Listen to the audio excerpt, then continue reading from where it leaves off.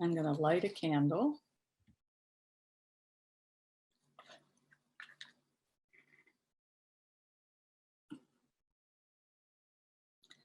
Okay, so the heroine's journey, I feel, is very important right now.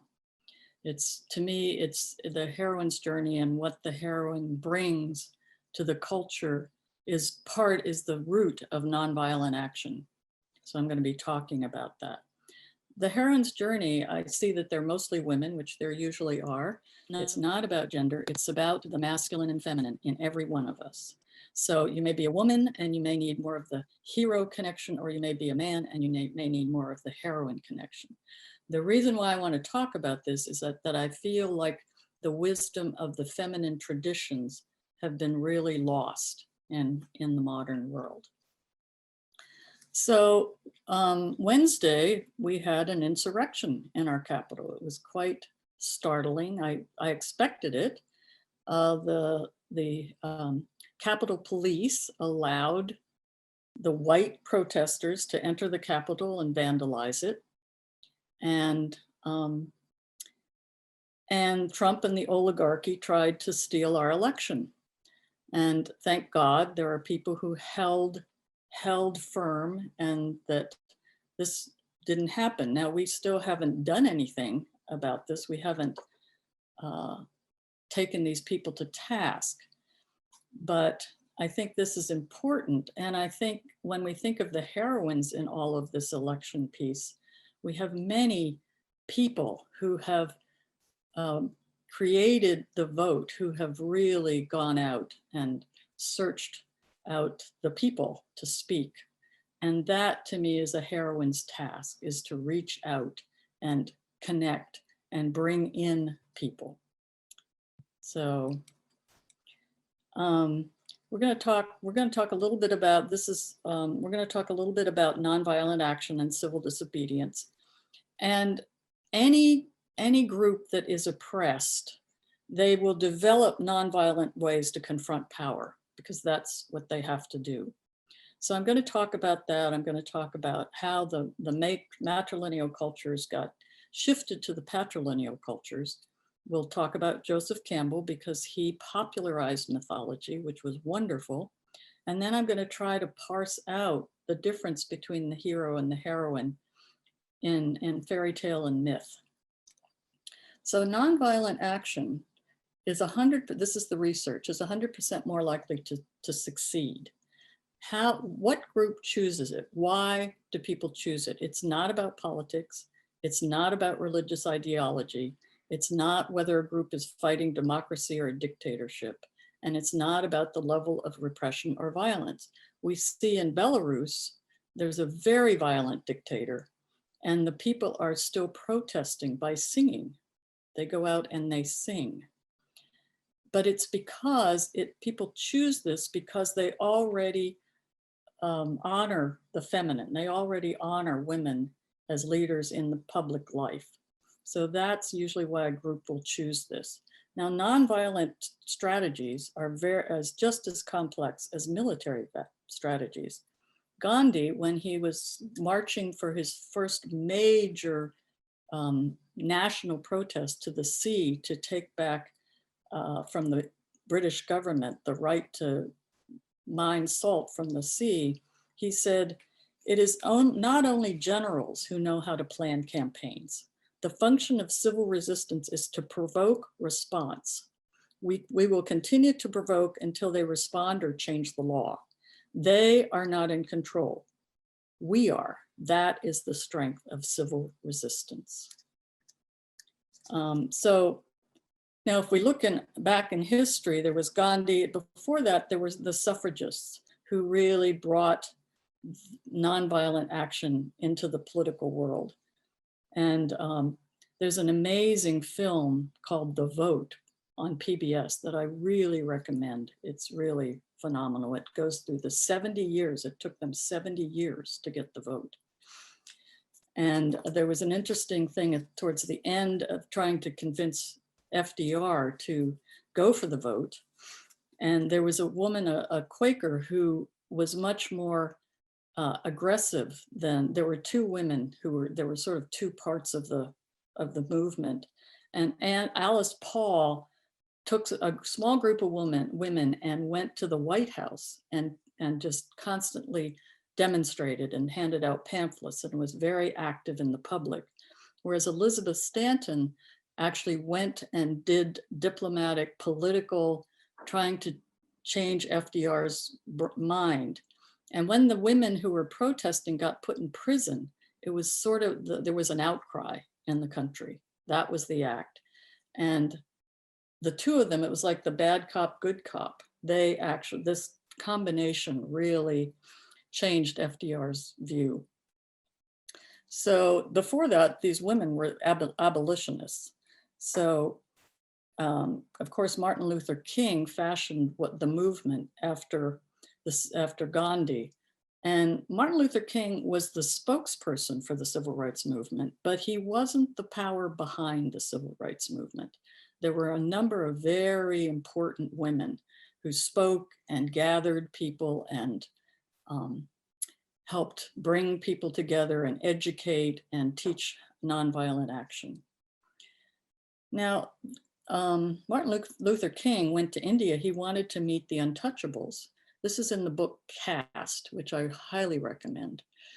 And he met the prime minister, and then he was taken to a large gathering of untouchables by the leader of the untouchables. And the leader presented him, introduced him, and he said, Martin Luther King is one of us. And Martin Luther King was shocked and went, really? No. And then he went, they're right, they're right. It's about caste. This racism in the US is really about caste. So the women's movement is very interesting because the women's movement, Simone de Beauvoir, who wrote The Second Sex, which was one of the foundational texts, I read it back in college, of the modern feminism, she hated her body. She totally rejected her feminine body because it was a symbol of oppression. And Sartre said the only reason he could hang out with her is because she thought like a man. So at the beginning of the women's movement, you have a lot of rejection of the feminine. And it's understandable because the female body and the feminine roles were really a mark of oppression. Betty Friedman, who wrote this Feminine Mystique, said, female machismo sacrifices the relationship to the inner world. So I think that's important. I have a friend in Cuba who spends part of her time there, who's very involved in Cuba. And we were talking about this, and she said, you know, Erica, the American feminists look down on the Cuban feminists. I said, really? Why? Because these are strong women. They fought beside Castro, some of them. I've met a few of them. And she said, because the feminist movement in the US doesn't feel like the Cuban movement is pushy enough. The Cuban feminists really believe in creating community and enclosure and bringing people in and really talking. Of course, Cuba might be easier to do that because women are high in power. So there's a woman, a very famous feminist in Malawi in Africa named Joyce Bondi. And she says, Western feminism can't work here. In Africa, women have been leaders before, and they have not been leaders by intimidating men, but engaging them and persuading them. We need to look at our own traditions and do it our way. So I'm going to mention a couple of really powerful movements that I've bumped into as I've been researching this. The Belarus one, where the wife of the activist, male activist who was running for election when he got imprisoned, she took over the election and she inspired the people. They really came together for her. And then when the election was stolen, she had to leave. And now she's going around Europe and talking to governments to get support to help the Belarus help them. And in Chile, there's a movement by young women to do theater to confront the sexism, which is rampant. And these women are being put in prison and terrible things, but they continue to do this theater. There's another interesting movement. It's called V-Day. About 3 million people around the world get together on V-Day, Valentine's Day. They took over Valentine's Day, and they sing and dance and do theater to protest sexism. It was an extraordinary show of mass defiance in the Baltic region of the Soviet Union. Whenever you give free speech to people, then things get out of hand. This singing together, this was our power. If 20,000 people start to sing one song, then you just cannot shut them up. It's impossible.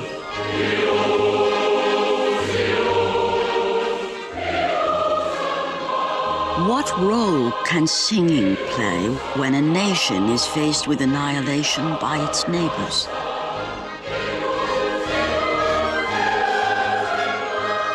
Can culture hold a people together? The small country of Estonia has faced these questions.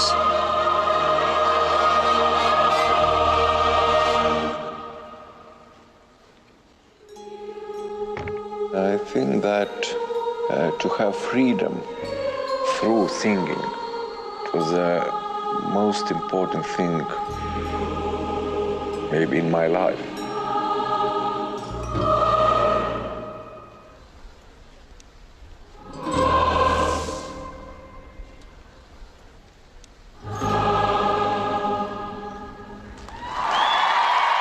This is the story of how culture saved a nation. Thank you. Thank you for your patience. All right, that was powerful. Now, in indigenous cultures, there is still a very strong connection for the feminine in leadership and in the myths and the folk tales. And so let's take a little journey to what happened. How did the matrilineal cultures shift? How did they turn into patrilineal cultures? And again, there's a positive and negative matriarchy and patriarchy.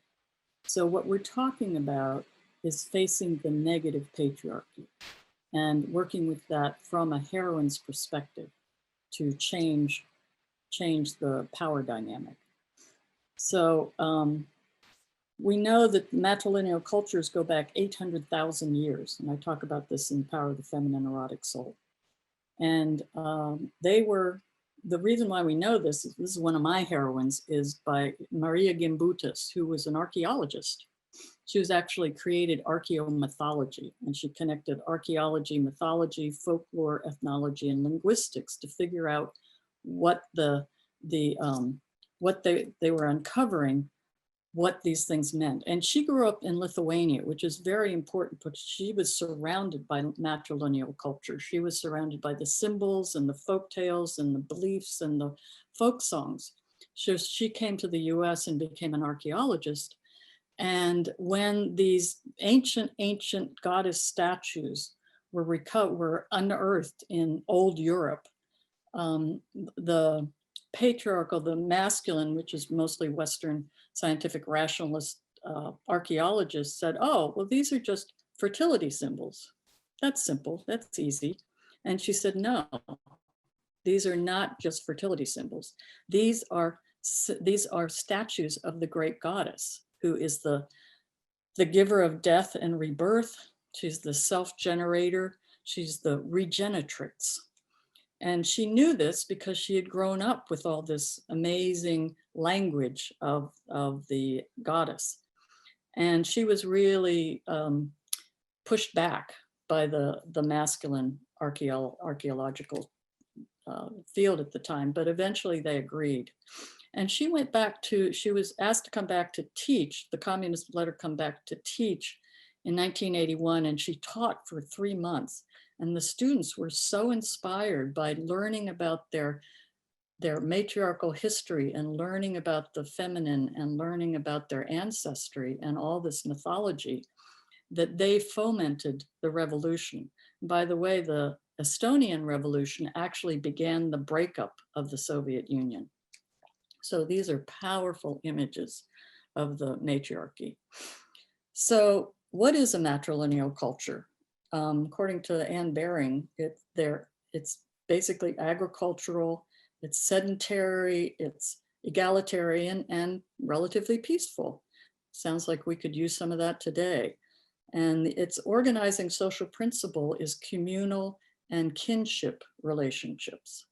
So now what happened? So 5000 BC, horse riding warriors from the Russian steppes and the Arabian desert started to invade, later the Arabian desert. And they were sky god worshiping, they were patrilineal, they were hierarchical, they were sky god worshiping, they were territorial, and they were dominated by powerful men and male priests. So they came in and they destroyed or dominated these cultures. And in order to keep their power, the patrilineal cultures was a combination of the feminine granting leadership to males. And so they worked together. But the patrilineal, you had to own land in order to have power. You owned land, you owned wealth, and you passed this down your patrilineal line. Well, in order to do that, of course, they had to begin to control who was the mother. So thus began, and of course, taking over the goddess religions, they had to demonize the feminine. They had to change the stories and the myths. So no longer was there a continuous holistic unity. No longer was nature considered sentient. The relationship between the divine, the cosmos, the world soul, and the human soul was being severed.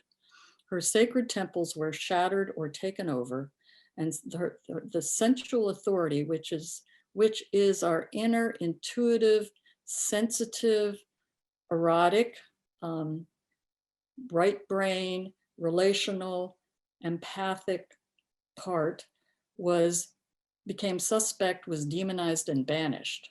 So it became harder and harder for us to tune in to the cosmic unity and language and energy. And I think we're doing that now. I think that's coming back. Okay, Anne Baring, who wrote The Myth of the Goddess, says the cyclical lunar imagery of the goddess culture was either gradually replaced by predominantly male deities and solar mythology, or fused with them in an uneasy union that is later transmitted to Greek and Celtic cultures. Here's a wonderful revelation by a Seneca Oneida grandmother. There have been a series of worlds, and in the fourth world, the greatest division took place, wait a minute, when humans created a god and placed him as a male deity somewhere out in the clouds. I love that image, somewhere out in the clouds. This created the greatest separation between humankind and the great mystery. But this needed to happen in the history of the earth. There were important lessons to be learned through this experience, and I pray that we have learned them. Okay, so we don't need to go back to the matriarchal religions. We don't need to become matrilineal. What we need is to find the positive aspects of the patriarchy and the matriarchy and bring them together in a union and wed them in the sacred marriage. That's our evolutionary process, I believe. So, so let's go on. Uh-oh. Oh dear. Let's try this. Okay, let's go to Joseph Campbell. Joseph Campbell is wonderful. He brought mythology into the popular culture. He immortalized and popularized in mainstream the hero's journey. Now, his book, A Hero with 1,000 Faces, is a very complicated book, and it talks about myths and fairy tales from all over the world and spiritual traditions, and he continued to do that. But as we look at his stuff, we also begin to realize that he was a man of his generation, and he was known to have some misogyny. And it's interesting because he talks about the hero's journey in all of us. But there is a difference, I think, between the masculine journey and the feminine journey. And this is a quote in his book. The typical life of the hero is the virgin birth, the quest for the Father, the ordeal, the atonement with the Father, the assumption and the coronation of the Virgin Mother, and the heavenly triumph of the two sons. So here are some, very powerful images through history of the hero. This is Theseus. This is a Renaissance, I think, picture. This is Beowulf. Here we have the Valkyries. The Valkyries were the women warriors in Norse mythology. Here we have, well, we all know who this is, powerful heroes, very important heroes. And I love this. It's so much fun to do these PowerPoints. This is the business superhero. We can recognize that. Here's a wonderful athlete. And then we see the rise with Marvel Comics of the superheroes. So we're not just talking heroes, we're talking superheroes now. And all the different superheroes. We have Batwoman, we have Wonder Woman, we have all these male and female heroes. And I'm calling them heroes because that's what they are. This is Wonder Woman. She came out a couple of years ago, was her first movie, like she's alive. But she is in our imagination. And she was just, people loved her. And the first movie was wonderful. It had a great story and she fought Hitler and evil.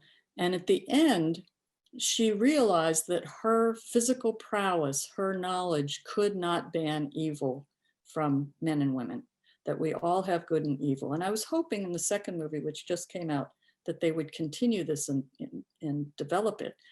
But to me, the second movie, which I don't recommend, I don't know if anybody's seen it, is really kind of a very juvenile parody of greed. And I actually got bored. The characters are two-dimensional, and there's a moralistic tale through it. Be careful what you wish for. And it's Diana Minerva, who's the huntress, Greek huntress goddess, and that's Wonder Woman's name. And she triumphs over the maniacal evil with her physical prowess. And then there's a catch-22 at the end. At the end, she wishes that her true love, who died in the first movie, would come back, and he comes back in another body. And so they're working together and it's great. And then they begin to realize that because she wished for him and she had him, that was weakening her superpower. And she was gonna be conquered. And so they realized that in order to keep her superpowers, she had to give up her true love. And here's this is her training as a child. At the beginning of the movies, they show this very Amazonian warrior culture. So it's very interesting. I'm going to show film, so help me do this, guys. So there's, I don't know if you've seen the movies Frozen, but it's, Walt Disney is coming out with some really sweet movies that are more. The dam wasn't a gift of peace. It was a trick. But that goes against everything Arendelle stands for. It does, doesn't it? I know how to free the forest. I know what we have to do to set things right. Why do you say that so sadly? We have to break the dam. But Arendelle will be flooded. That's why everyone was forced out. To protect them from what has to be done. Oh. Are you okay? I could really use a bright side, Olaf. Right? Use a bright side, Olaf. A little bit forward. Love! Warm hugs.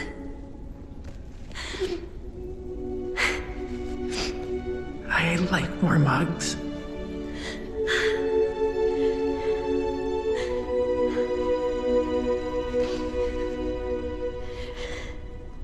I love you.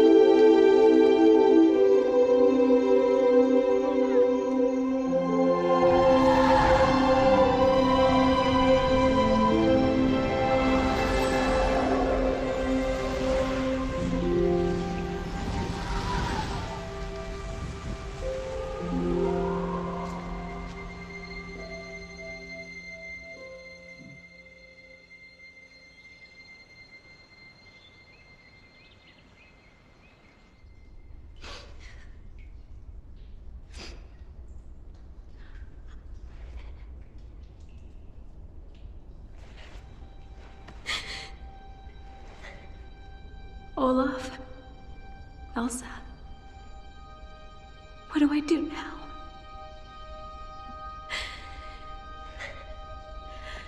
I've seen dark before, but not like this. This is cold. This is empty. This is numb. The life I knew is over. The lights are out. Hello, darkness. I'm ready to succumb. I follow you around. I always have. But you've gone to a place I cannot find. This grief has a gravity. It pulls me down.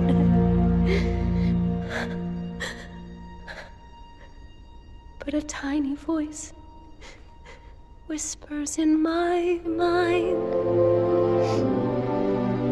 You are lost. Hope is gone.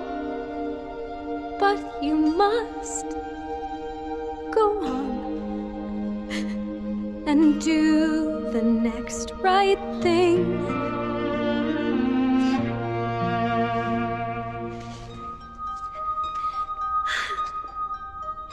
Can there be a day beyond this night? I don't know anymore what is true. I can't find my direction, I'm all alone. The only star that guided me was you. How to rise from the floor when it's not you I'm rising for. Just do the next right thing. Take a step, step again. It is all that I can to do the next right thing. I won't look too far ahead. It's too much for me to take. But break it down to this next breath, this next step, this next choice is one that I can make. So I walk through this night, stumbling blindly toward the light, and do the next right thing. And with the dawn, what comes then? When it's clear that everything will never be the same again, then I'll make the choice to hear that voice and do the next right thing.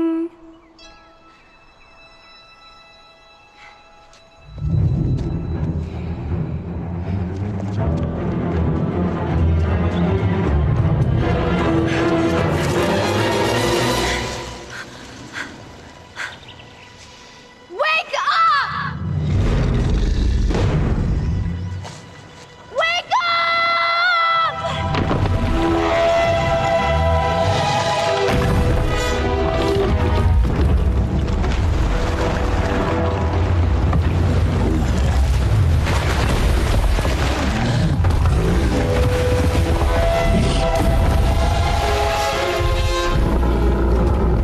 That's it. Come and get me! Come on!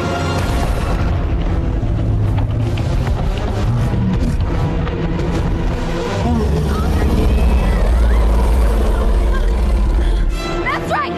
Keep coming! Keep coming!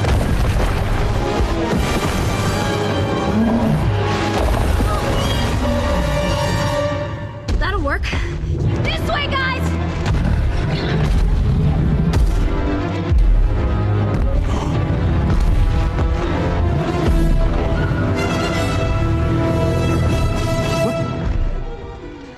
No.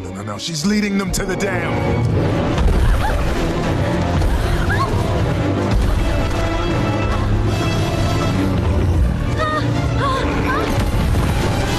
Kristoff! I'm here. What do you need? To get to the dam. You got it. Thank you.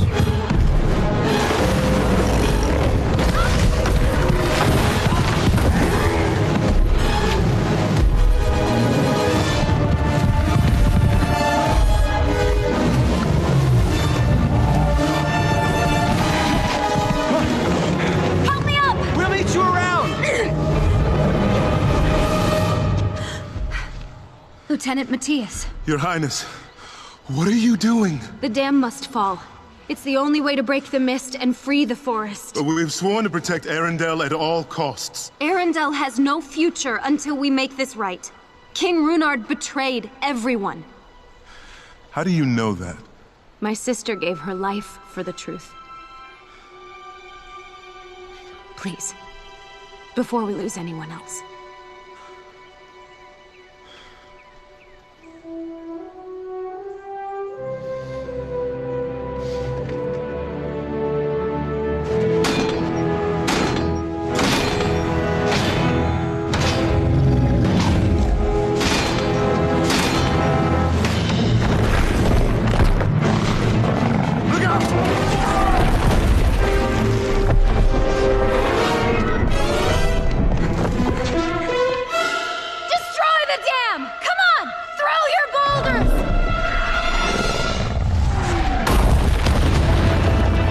So what I want to talk about is who are our heroines?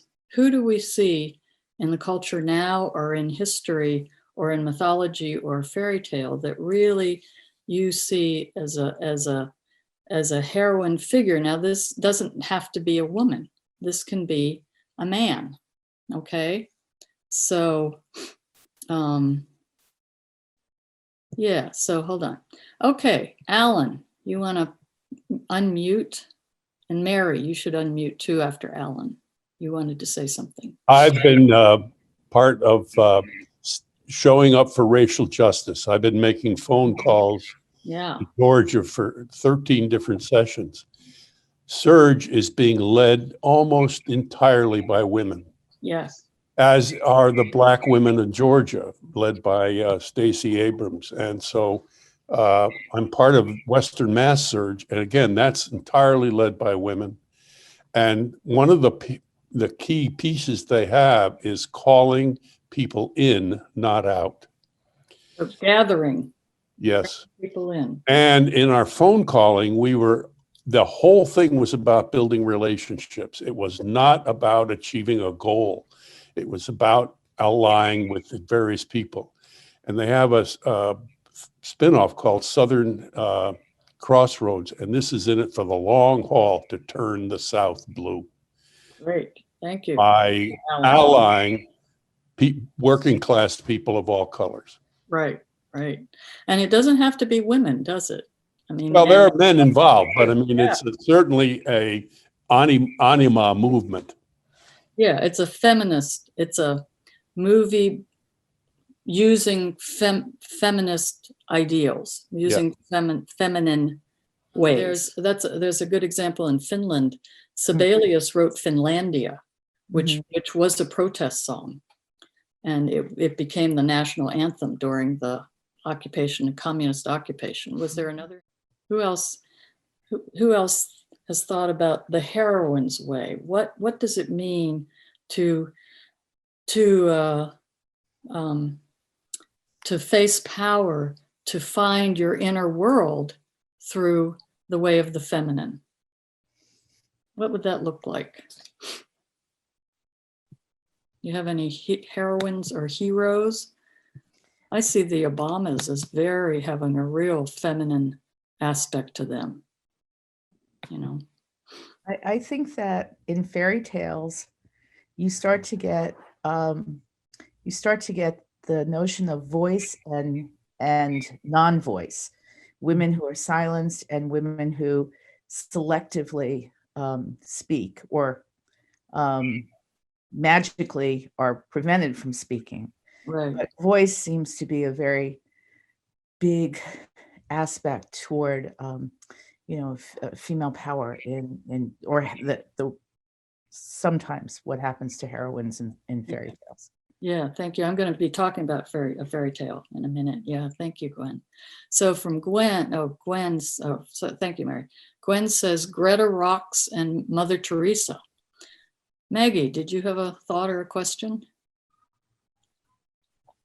It was just about the moment in the movie, because you were asking how does this heroine's journey begin? And I've seen Frozen 2, but I wasn't as struck as I was this time when she's in that dark cave and she's just like, this darkness is so dark and it's so heavy and I don't know where I am and I don't know what to do. And that's it. Like that's the beginning of the journey, and it's different from how the heroes do it.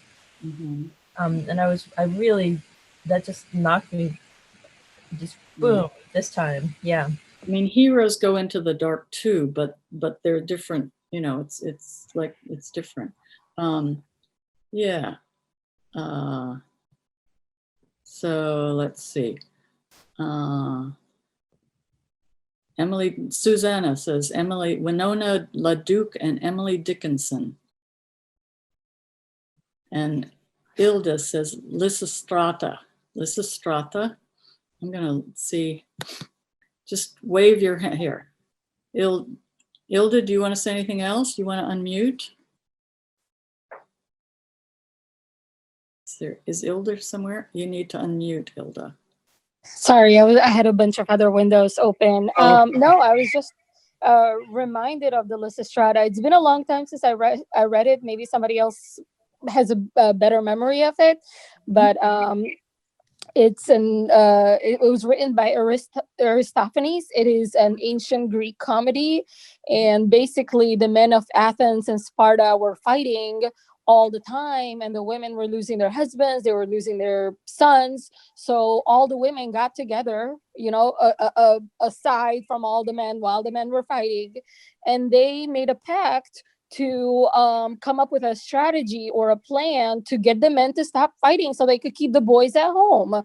And they could just like focus on other things. And one of the ways that they did it was, not one of the ways, the main way that they did it was by withholding sex.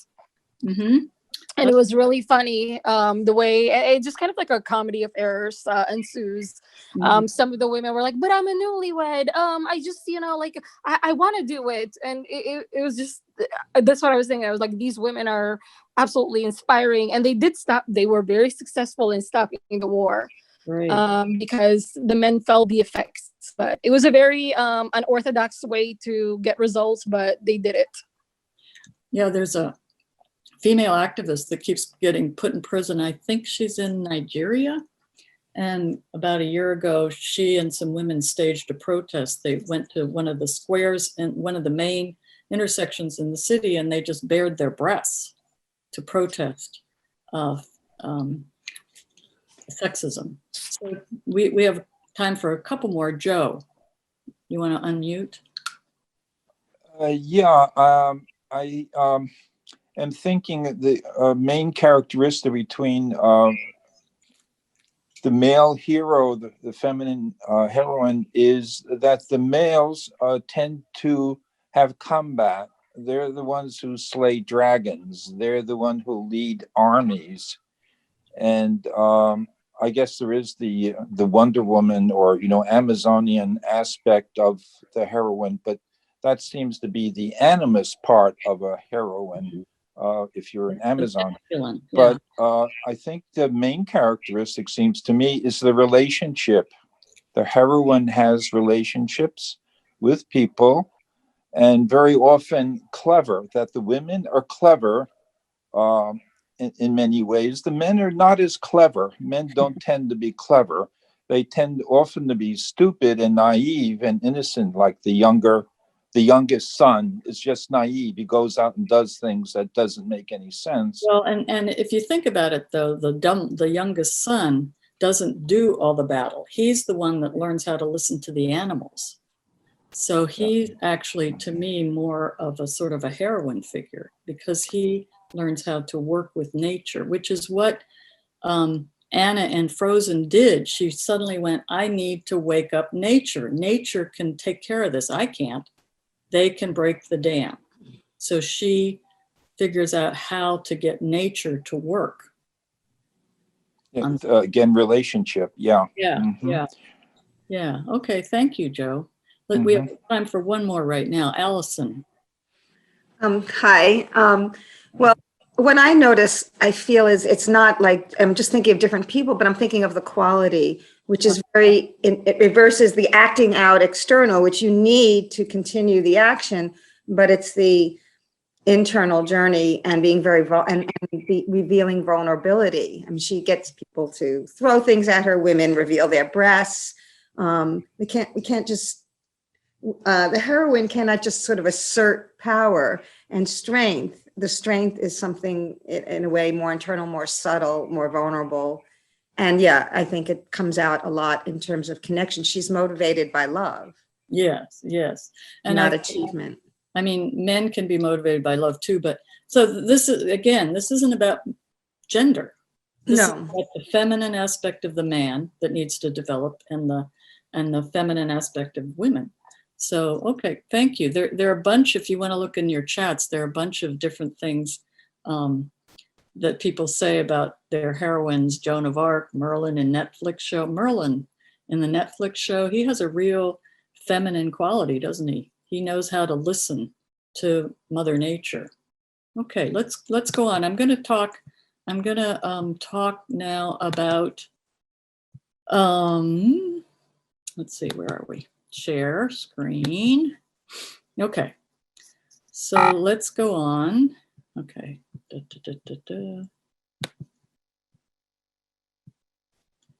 So I'm going to talk about fairy tales, because fairy tales are teaching stories. They're different than myths. They're teaching stories. They're personal. And they also tell us the correct attitude we need to have towards the archetype. And in order to begin to work with the feminine, Sylvia Pereira says, to meet the goddess in her primal reality, this interconnection, this is the goddess, interconnection is an initiation essential for most modern men and women in the Western world. Without it, we are not whole. The process requires both sacrifices of our identity as spiritual sons and daughters of the patriarchy and a descent to the spirit of the goddess, because so much of the power and passion of the feminine has been in exile for 5,000 years.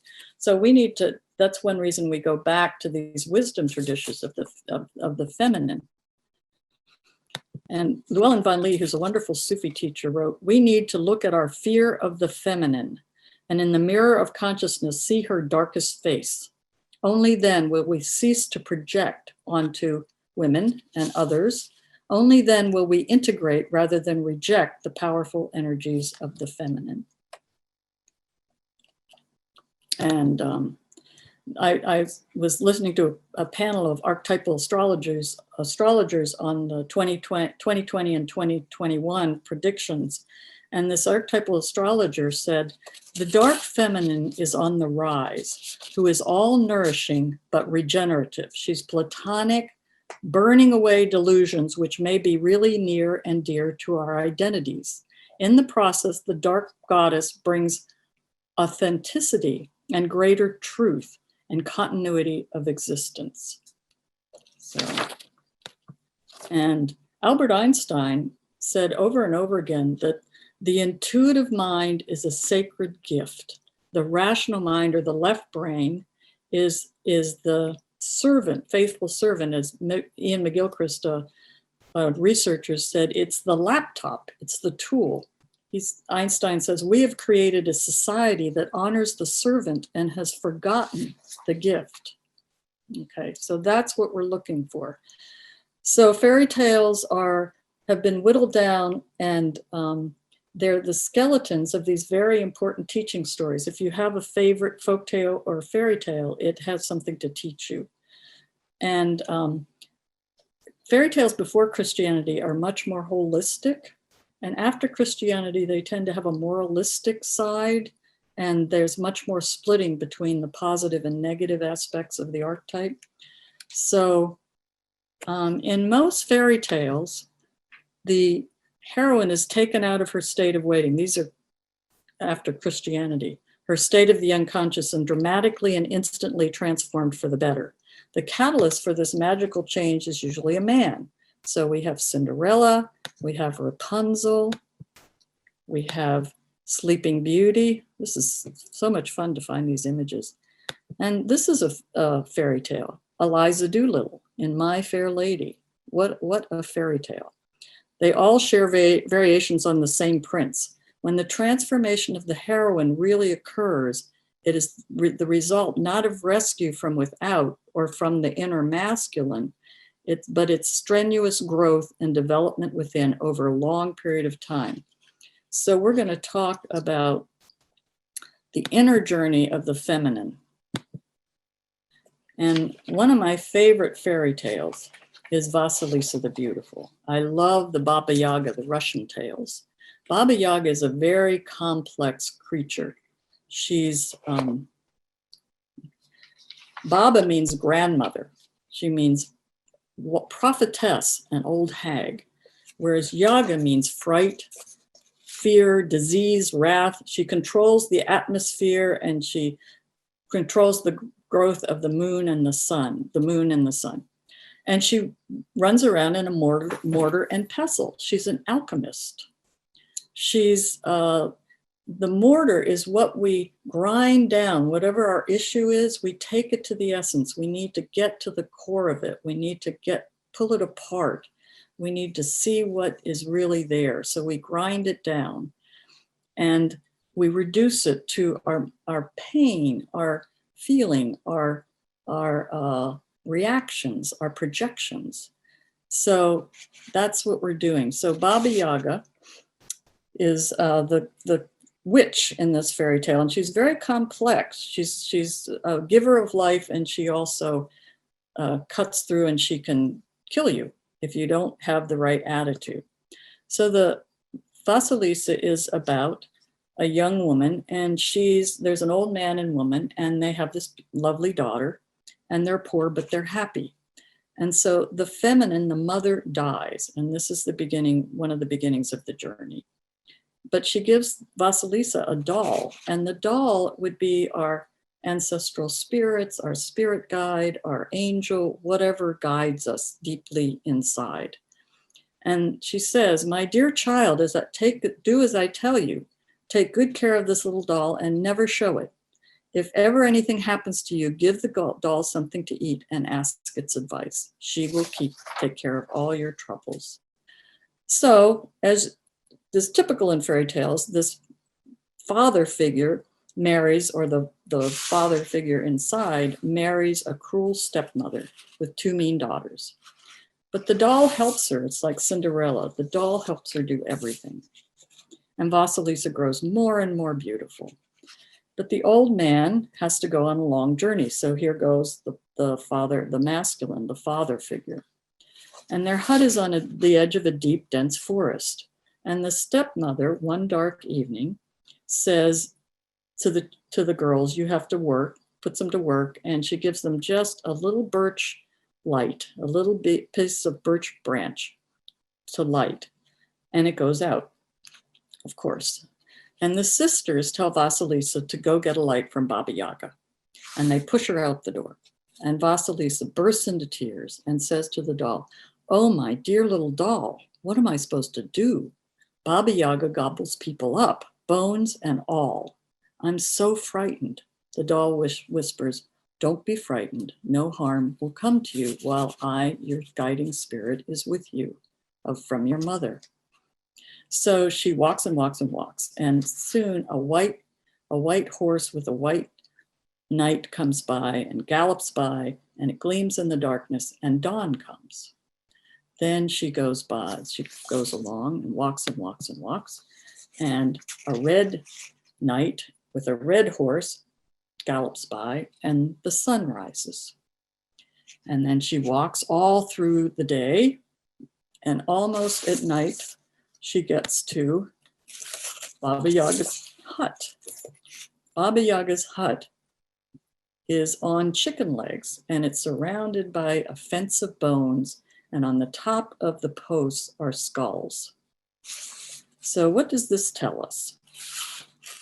The bones and the skulls speak to her power as the goddess of death and regeneration.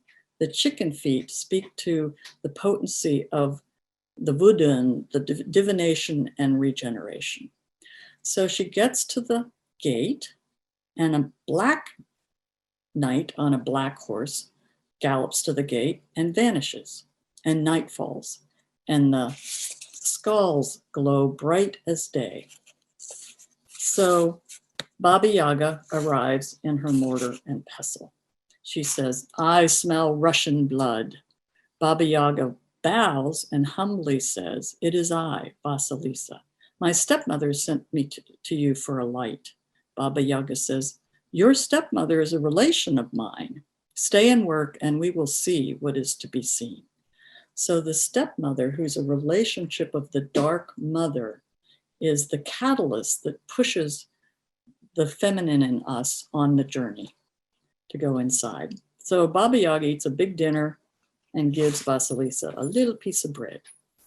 And she says, "There's a sack of mildewed corn in the corner. You need to clean it by morning."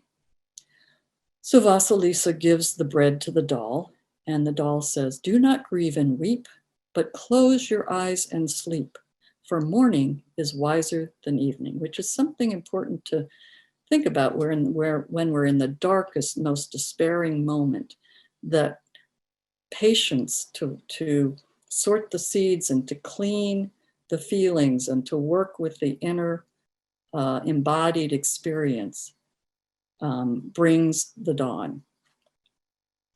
So the birds come, all the little parts of ourselves that are figuring it out, not in our head, but through our senses and our feelings, and just sort of pondering and mulling it over and sorting it through whatever issue, whatever dark trauma that we're working on.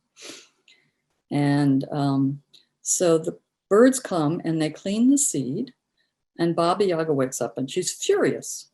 And 3 hands come and they cook the corn. And Baba Yaga eats her breakfast. And then she says, "There's a sack of peas and corn, peas and poppy seeds that you have to clean by the time I get back." And so she flies off. And now corn is the mystery of life and death and transformation. So that speaks to what the level of the dark mother that we're working with. And poppy seeds have to do with the ghosts and the dead, and connecting with our intuition, connecting with the world of the beyond, the world of myth, the world of the imagination. So little mice come and they sort through the seeds. They sort through, we learn to discern, we learn to sort through our relationships and feelings and get to the seed of the problem. So night comes and Baba Yaga comes back, and she's frustrated, but she doesn't say anything. And Vasilisa says, "I'd like to ask a question." And Baba Yaga says, "Ask, but not all questions are wise." So Vasilisa asks, "What are the 3 riders?" And Baba Yaga says, the white one is my dawn. It's the albedo in alchemy. It's when the insight begins to come. It's the purification. It's the beginning of a new understanding. And she says, "The red one is my sun." That's the rubido in alchemy. It's when we get it, when we understand, and when we need to bring it into our lives and embody it and embrace it and learn to use whatever we've brought back in our lives. And she says, the black one is my night. The night is the beginning of the process, which is when she gets to Baba Yaga's house. It's when we are in the dark despair, when we don't know what to do, when we're in the cave, and all we know how to do is to take one step at a time. It's the emotional childhood psychological experience that we have to work through. So Baba Yaga says, "How did you do the work?" And Vasilisa says, "It was a blessing from my mother. And Baba Yaga says, get out. I don't want any blessing in my house. And she leaves. And she gives Baba Yaga a skull that's lit and tells her to go home. So Baba Yaga goes all the way back through the forest, gets home, and there still is no light. And she's going to throw the skull away, but then the skull says, no, no, no, give me to your stepmother. So the skull then burns the stepmother and the daughters to cinders. So the skull, which focuses on the false self, the whatever is holding us captive, whatever is we can't figure out, it takes care of the problem. It's the light. It's the light of the deep, dark feminine that can discern and figure it out. Then Vasilisa buries the skull, and a rose grows out of the buried skull. And the rose is the flower of love. So she goes into town and she lives with an old woman, and she weaves this beautiful cloth of flax. Flax is about vigorous growth in life and absorbing ills. And so she's matured and she's gotten through her journey, her inner journey with whatever psychological issues or spiritual issues she's working on. And she's ready to put something into the world. The old woman takes it to the palace and gives it to the Tsar. The Tsar is filled with wonder, and he can't find anyone to make shirts. So Vasilisa makes beautiful shirts, embroidered with silken threads and studded with pearls, and the old woman takes it to the Tsar, and then Vasilisa comes to the Tsar. Now this is when she has come through, when we have come through a particular issue, or we've gotten to a certain place with it, and we are ready to embrace the positive masculine within us. And of course, they fall in love and get married, and the father returns and lives in the palace. So what is this about? In her life-enhancing aspect, the nature mother is also the principle of love in its deepest sense, that thing of connection we're talking about.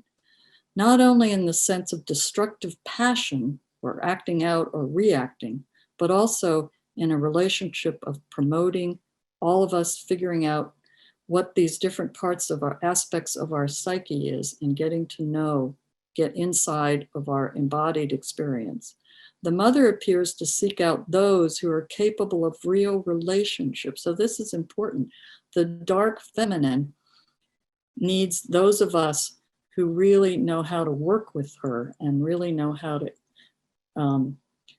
have real relationship. And if we think of the insurrection on the Capitol, these people were brainwashed by the oligarchy.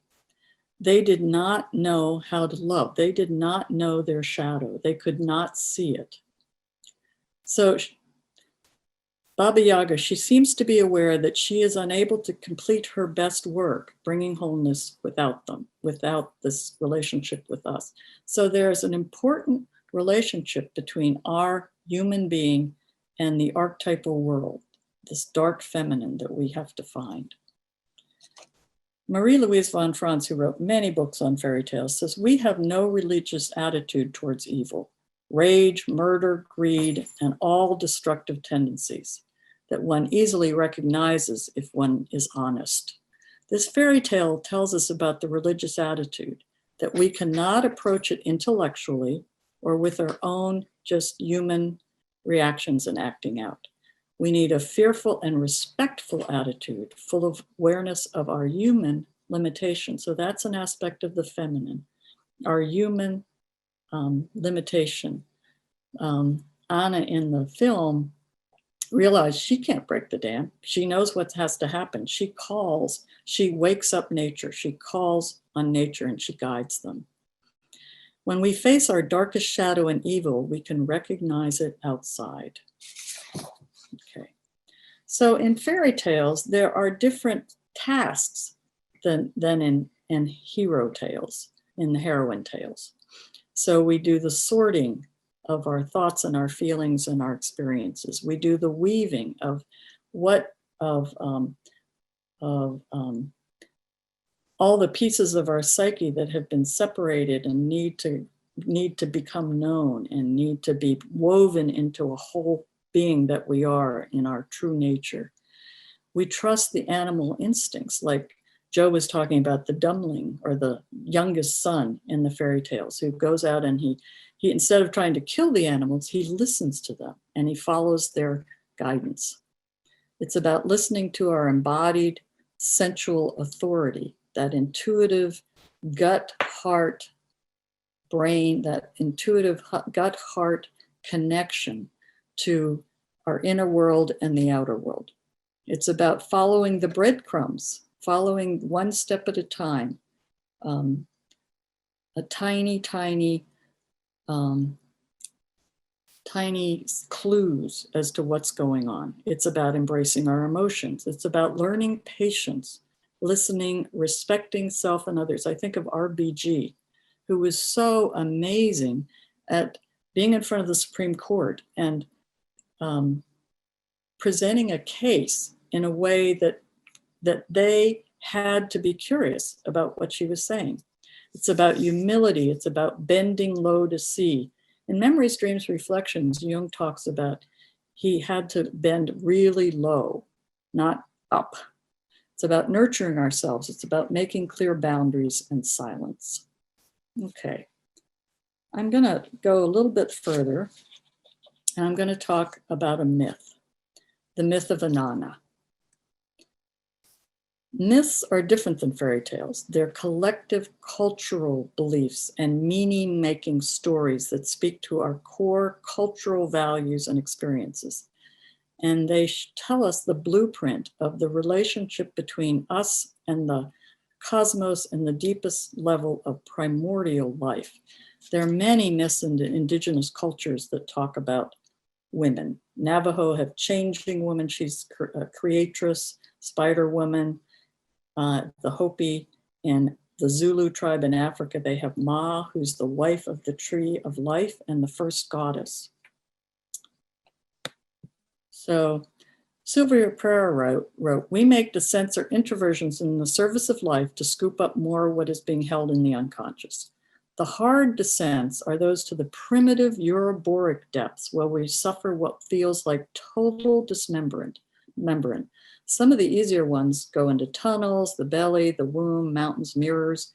We need to have undergone to loosen rigidities and raise energy. So when we have deaths and rebirths, we go through many journeys in our life into various levels of our personal journey and our personal growth. It may be a boss at work, it may be a love relationship, and there are different levels that it takes us to, that we get triggered.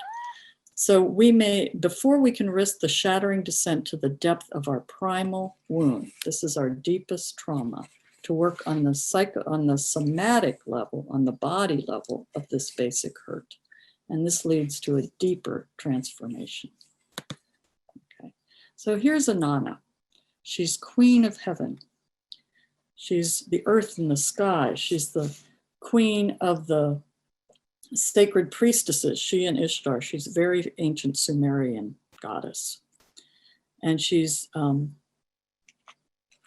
vessel, she's the light. She decrees fate. She's our feeling capacity to evaluate. She doesn't think about it. She feels into it. She's sexual love, and her priestesses in the ancient religions, sexuality was a very important part of the religious culture and ritual. She's a healer and giver of life. She's a virgin, one in herself. Okay, here's her sister, who's queen of the underworld. She's queen of the upper world. Erishkigal is queen of the underworld. She lives in the underworld. And she, kind of like Baba Yaga, is a transformer of energy. She's the root of all. She's potential life in the pangs of birth. I mean, if you think of a heroine, a woman being pregnant and giving birth, it's about as powerful a heroine's journey as you can take. She's our earliest childhood trauma and experiences. She's the primal matrix. She's fear, greed, loss, raw instinctuality, aggression. She's the first chakra. She's the Muladhara chakra. An archetype is a very powerful force. There's some ideas that we control archetypes. We don't. We find our correct relationship to the archetype. An archetype is like a volcano that can explode at any minute. So we need to know how distant and how close we can get to this power. She's the jewel hidden in matter. So the myth is that Inanna goes down to the underworld to pay her respects to Ereshkigal's. Her consort has died, and so she goes down to pay her respects, and she puts on all her upper world regalia. And there are 7 gates to the underworld, and at each gate she is stripped of her identity, of her power, of her false self, of everything that we think we are. She is stripped. So she arrives at Ereshkigal, at the throne, at the Ereshkigal, who is mourning and wailing and weeping and screaming. She arrives in front of her naked, just vulnerable. That's where we need to go, to our vulnerability. So Ereshkigal, in her grief, fixes her eye of death on Inanna, and Inanna is killed, and she hangs her on a peg. So what do the eyes of death symbolize? Pereira says they're implacable, profound seeing. They see the pretense, the ideals, even the individuality and relatedness that we no longer should have. They perceive with an objectivity like that of nature herself, boring into the soul to find our true, naked truth, to see reality behind all forms and illusions and defenses. So this is a powerful place to be in the underworld. And it's when we don't go there voluntarily. We go there when we have a depression, or when we're enraged, or when we're trying to go into the imaginal world in the dream life and work deeply. Okay, so Inanna is hanging on a peg. She's dead. And she says to her high priestess before she leaves, give me 3 days, and if I don't come back, go get help. So the high priestess goes to the sky gods, and they will not help. And then they go to Enki. And Enki is like Mercurius in alchemy. He's a god, he's a bisexual god. He mediates the masculine and feminine. He's creative, he's empathic. He heals the power of the rigid structure of the first chakra, which is what Ereshkigal's in this morning. He's wisdom. And he helps us to understand one situation, one understanding of something to the next level. So Enki takes the earth, the dirt underneath his fingernails. So this is the tiny little things that we need to pay attention to when we're dealing with our pain. And he creates these little creatures, these little instinctual, basic, emotional, small personal creatures, and they sneak down into the underworld, and they empathize with Ereshkigal. They empathize in her deepest pain. They cry and they scream and they wail, and they really see her in her deepest pain, which is what we need when we go into the underworld. We need to be seen.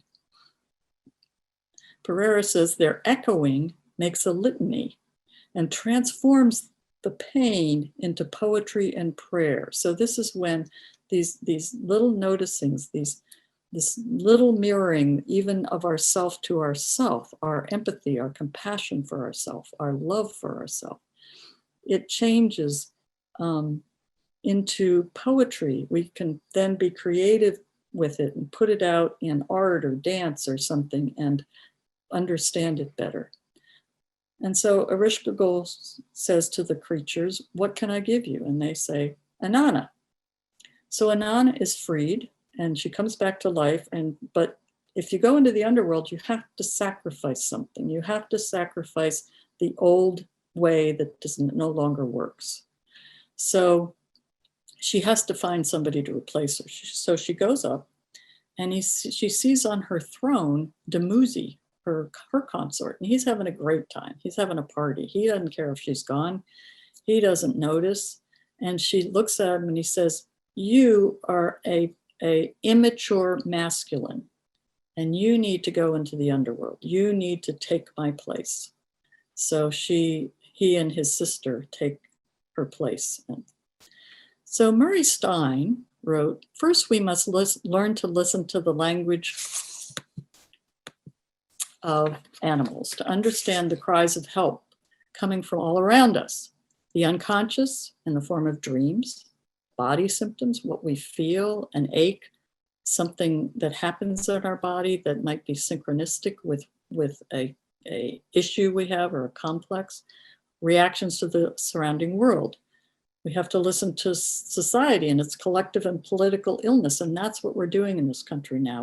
We're trying, hopefully, to heal from our earth and its environmental crisis, and from our own poverty-stricken and orphan spirits in the form of depressions, addictions, or acts of desperation. We need to learn to listen to this.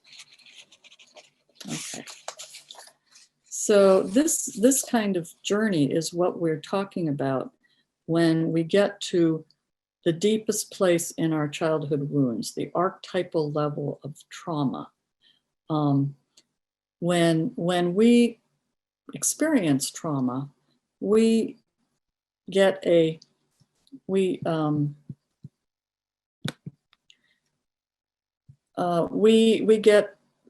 there's a positive and a negative pole to the archetype.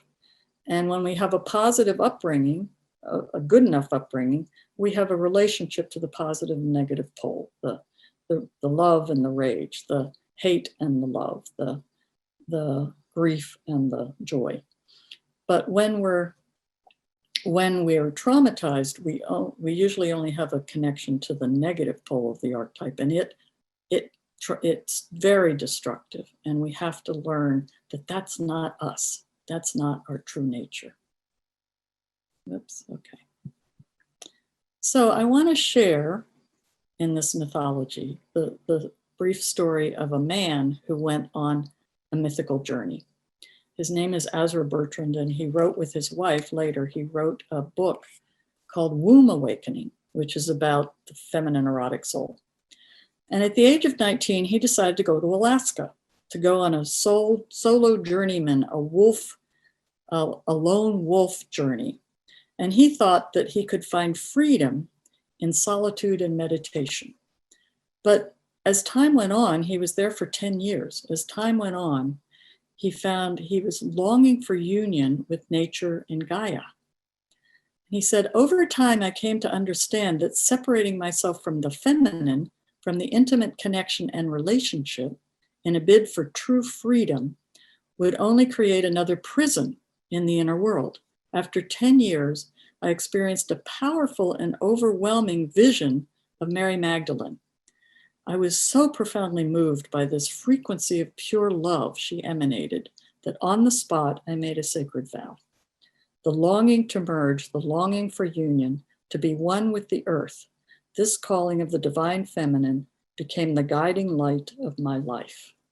And let's talk about this a little bit. Let's have some thoughts and questions. This is a lot of material.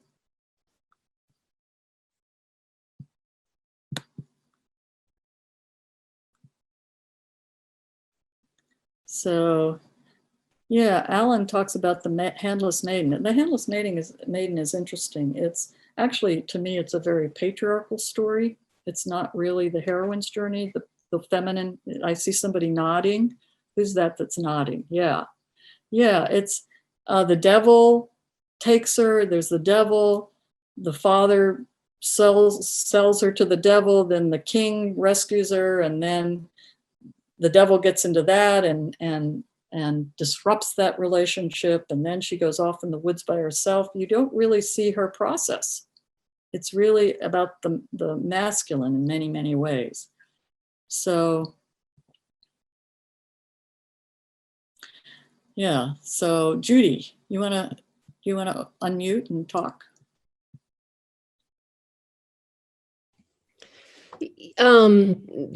Vasilisa's stories capturing me right now, and I am curious. Those images are really beautiful, and I'm curious about that skull, and that it's the gift of the dark feminine, and I see that she's bringing the light back, but it's not a light that lights that warms her home when she gets there. It's it burns. It burns. Well, it burns up what's false, right? It sees the truth and the falsehood. It's sort of like the mother spirit, the ancestral spirit, but it's from Baba Yaga, and it sees what needs to be, what needs to go. It's like a laser light. Yeah, it's like a laser light. It's cutting and burning. Mm-hmm. Yeah. So, I mean, these, I think, are things that happen when we're on a journey, when we're deep in a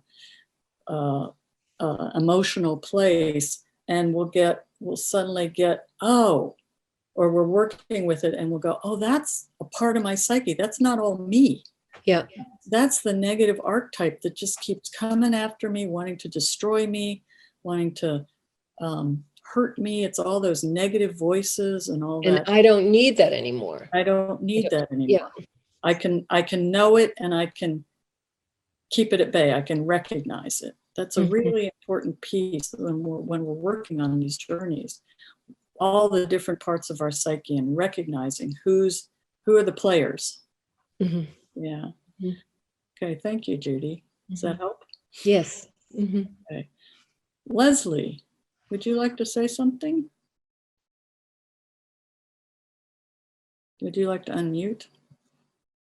She has a go ahead. No, I'm really enjoying listening. This is so wonderful, but I just think that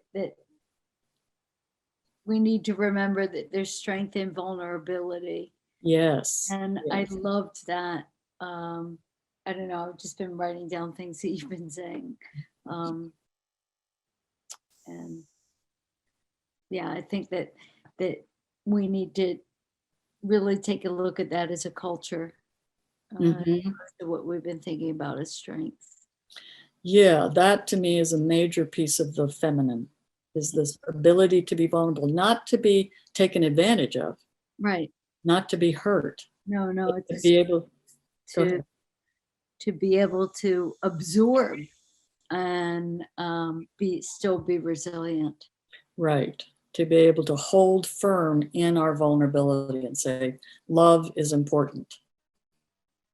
Yeah. Right? My love for myself, my love for whatever, and also to know where the negative patriarchy, the evil, whatever you want to call that, is becoming too destructive, and be able to say, no, that's not right. We're not going to go there. But there's a great healing power in vulnerability. Yes. And it permits other people to be in touch with other parts of themselves when we emanate that, when we can show that. Right. Yeah. Grieving is so important. You know, when someone dies in this culture, we aren't allowed to grieve very long, a couple of weeks, and we're supposed to get over it. That's crazy. That's negative patriarchy. Yeah.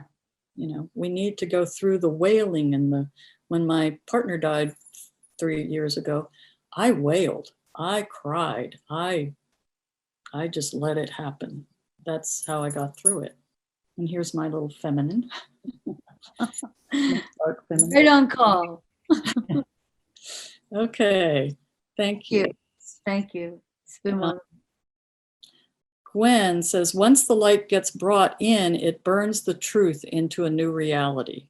It's like the poison is medicine. That's really a wonderful way of looking at it. Just a little bit of of the poison is homeopathic, is like heals like. You have to come to terms with your anger and your pain in order to be able to be with those others in it, in order to stand firm to that kind of rage, evil, as we might say, in the outside world, is what we're seeing in Washington.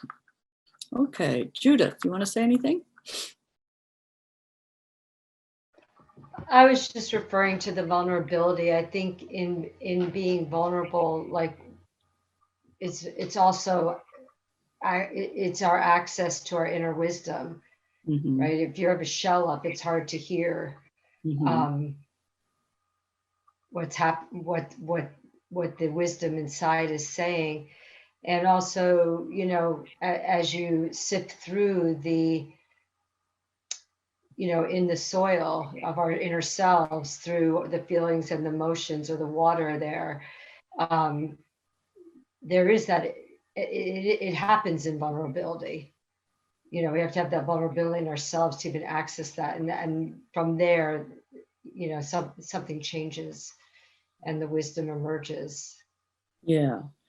Yeah, and to me, that's all the people in the world who do nonviolent action that are able to sing, that are able to go out in front of tanks and be vulnerable and be together as a people to face destruction, to have that courage. Okay, so anybody else want to speak? Yes, Carol.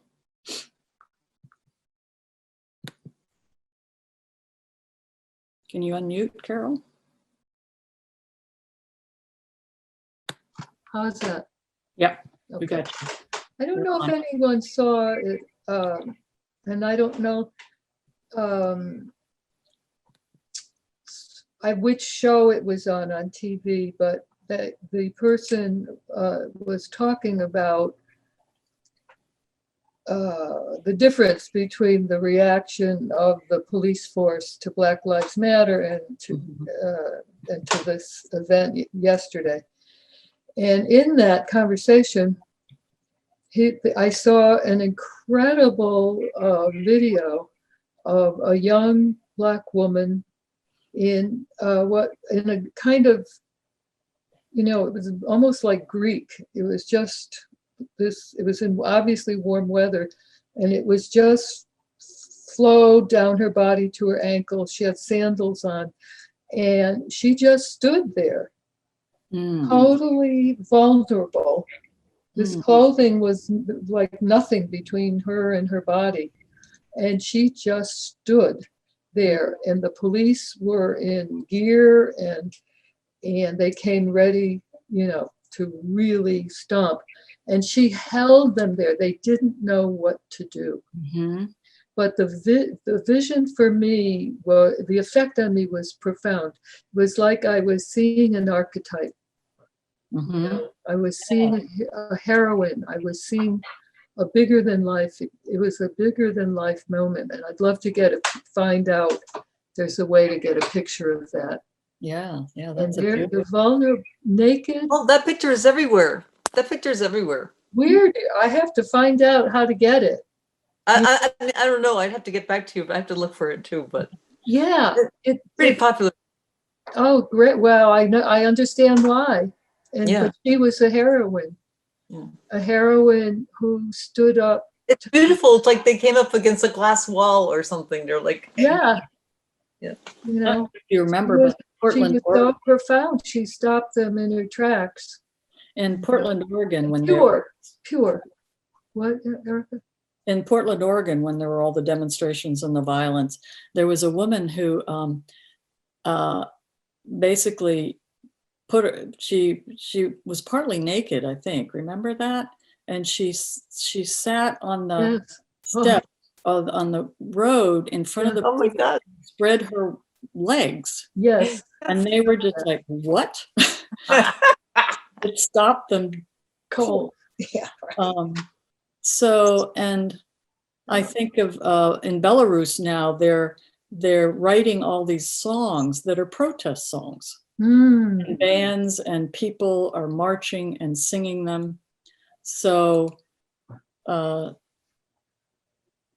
I think, yeah, this is another way. I think this is our only way forward, is to really embrace the nonviolent, vulnerable aspect, and to be able to stand in our power in that and refuse to capitulate to the destruction and the inspiring, Erica. Yeah. It's inspiring to think yeah of. Thanks. Anyone else have a question or a thought? I'm looking around. It's a lot to think about. Can anybody relate to what we're talking about here? I have a thought. Mm-hmm. As we're talking about this on a bigger scale, like the nonviolent resistance, and there's that woman in her dress and she's standing in front of the cops, I'm really struck by the day-to-day moments. Mm-hmm. I like to talk about the inner no. Yeah. The no. Mm-hmm. Talk to the hand, right? Where whatever it is that's happening, we conjure up that woman in the dress in front of the cops. Mm. And that's in many ways, that's it. That's the work. That's the hard place to work. Mm-hmm. Thinking about, like, you have to already have done the dark thing to get to the inner no, to be able to do that thing. Right. You have to go on the inner journey. You have to follow the seeds. You have to listen to the little animals in you, the feelings. You have to face the darkest place. The more you can, deeper you can go, and the more and more intense place you can be, the more you find your power. This is men and women. This isn't just women, all of us, you know, and it's very vulnerable. Grief is, to me, such a cleansing. It's so important to cleanse.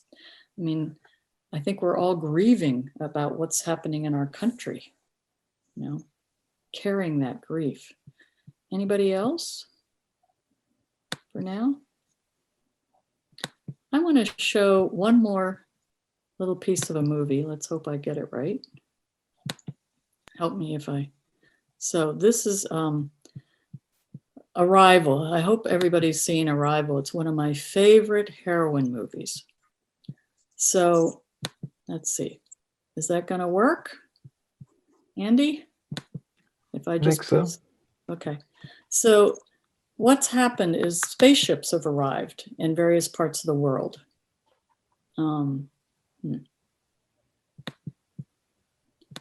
And, oh well, okay. And everybody's freaking out. There's one in Russia, China, you know, and there's chaos in the world. There's just chaos. And the US hires a linguist, a professor of linguistics, to come and to try to learn how to communicate with the aliens, to find out what they're doing here. And of course, there's all this paranoia that they're coming to conquer the planet, and it's just going to be, it's an invasion, a negative invasion. So this is a scene where she, let's see, where she does a very brave, vulnerable act. You started. Can you hear it?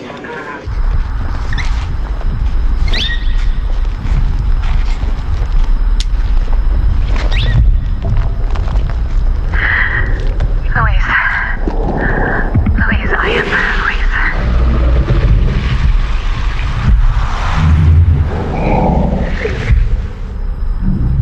What is that? Is that a new symbol? I can't tell. I don't know. I think it's a symbol for human again. Just has a little curl on the end. Maybe to indicate a question. I don't know. I don't know, Louise. I think they're getting confused. Dr. Banks, perhaps we should move on to the next word.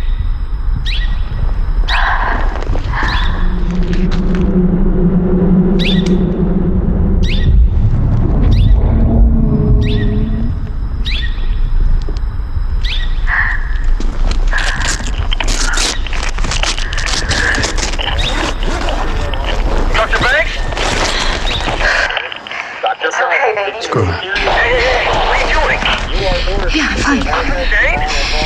They need to see me. She's taking off her headband to Dr. Banks. Is it okay? The risk of contamination. They need to see me. Dr. Banks. Dr. Banks. She's walking towards the screen. Should we aboard? Request noted. Stand by for flag order. Go back to your stations.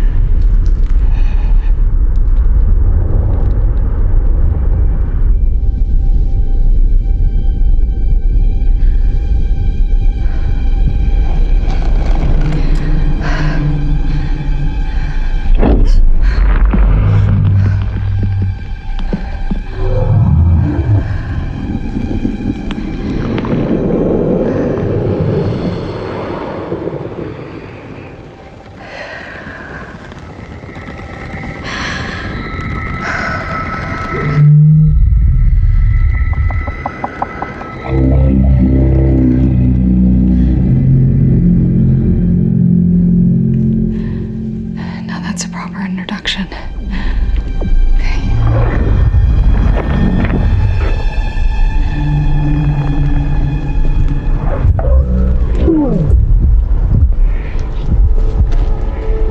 Louise. I am Louise. Ian, you want to introduce yourself? Yeah. Louise.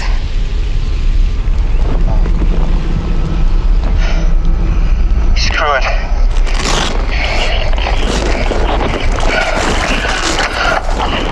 Everybody dies, right? Sir, Donnelly is taking off his hazmat suit. Permission to abort? Continue the session.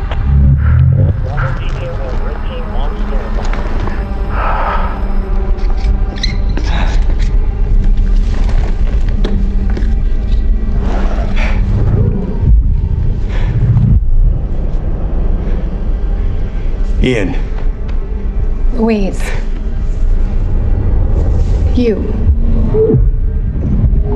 Who are you?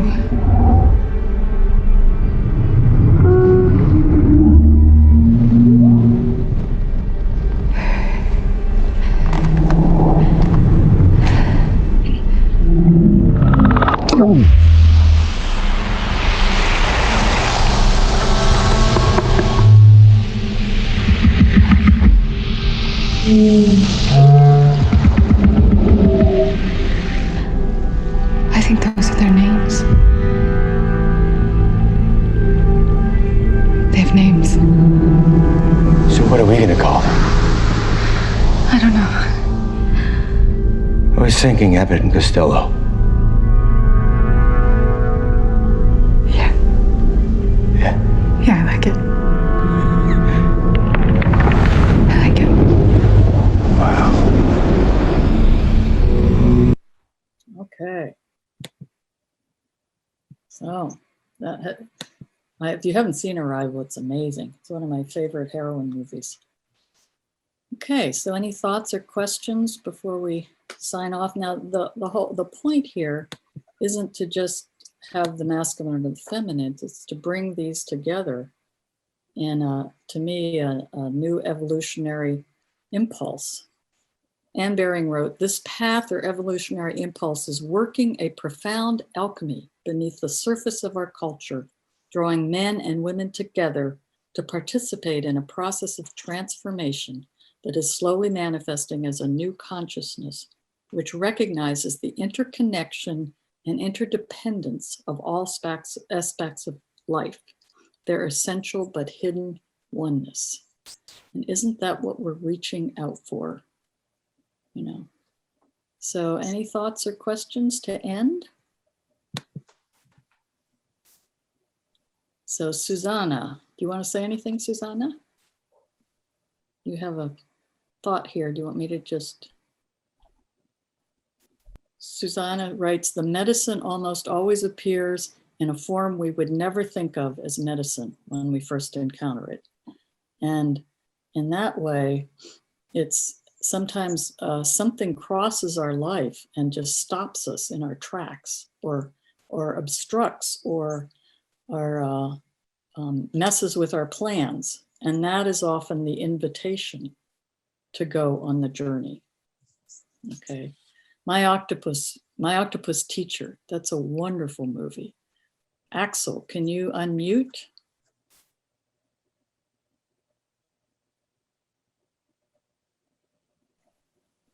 We still can't hear you, Axel. Can you hear that we can't hear you?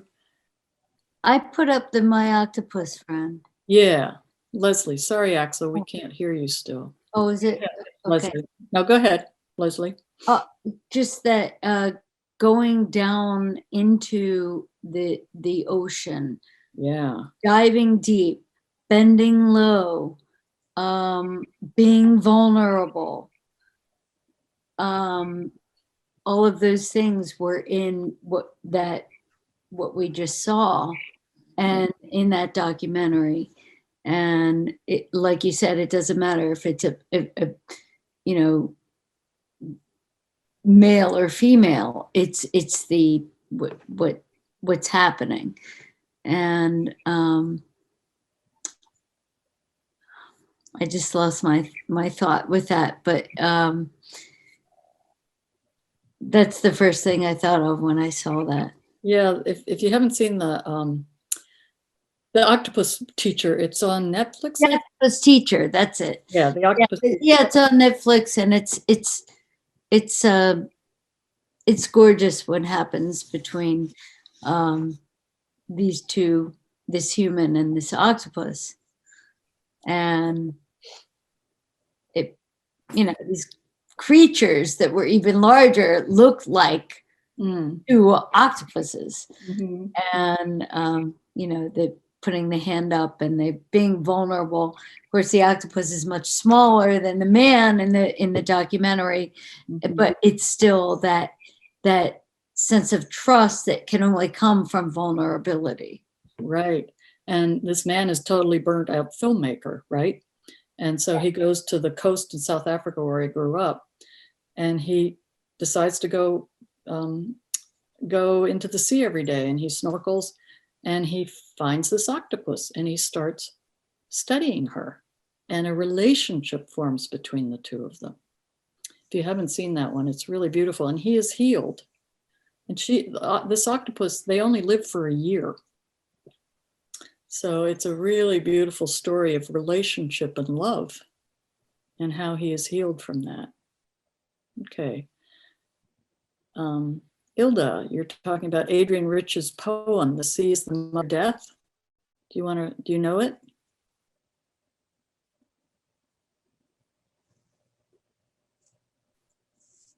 Ilda, you want to speak? No? Okay. Okay. So anybody else have any thoughts? Yeah. Okay. Ilda says she has headphones and we can't hear her. Anybody have any other thoughts or questions? We're about ready to end. I hope you all got something about your own journey and what aspects might be really helpful moving forward.